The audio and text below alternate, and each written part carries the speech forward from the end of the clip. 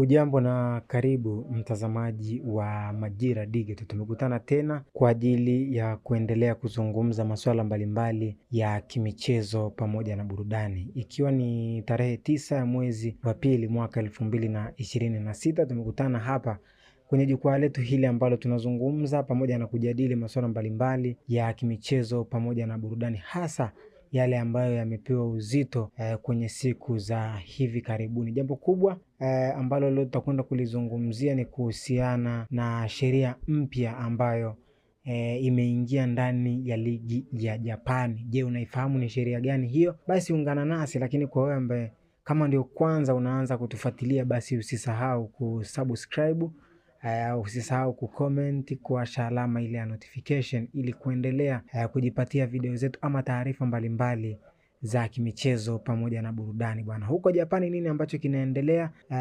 Ni mabadiliko ya sheria zile za mpira wa miguu huko nchini Japani. Nikijaribu kutazama hapa toleo maalum la msimu huu ambako kwenye upande wa ligi ya Japani inafahamika kama League 1, fahamika hivyo.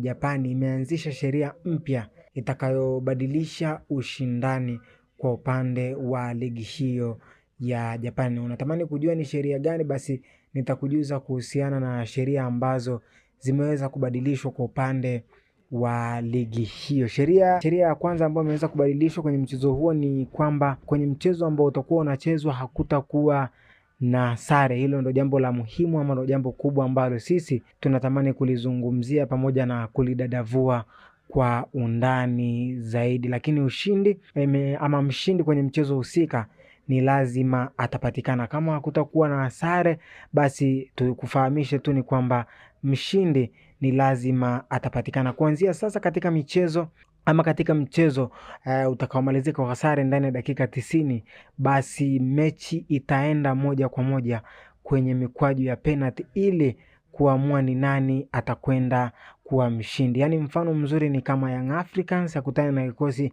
cha wekundu wa Msimbazi Simba, alafu wacheze dakika 90 mchezo uweze kutamatika kwa sare. Kwa hiyo inamaanisha watakwenda kwenye mikwaju ya penalty kuhakikisha kwenye mchezo husika anapatikana mshindi. Sasa mfumo wa alama unakuwaje? Kwa sababu ile mfumo wa sare ukishatolewa, basi pale kwenye mfumo wa namna ya timu inavyokusanya pointi na ule mfumo unakwenda kubadilika. Na kujuza kuhusiana na mfumo wa alama za mshindi, lakini kwamba mshindi atakwenda kupata alama ngapi. Mshindi ndani ya dakika 90 yeye atakwenda kupata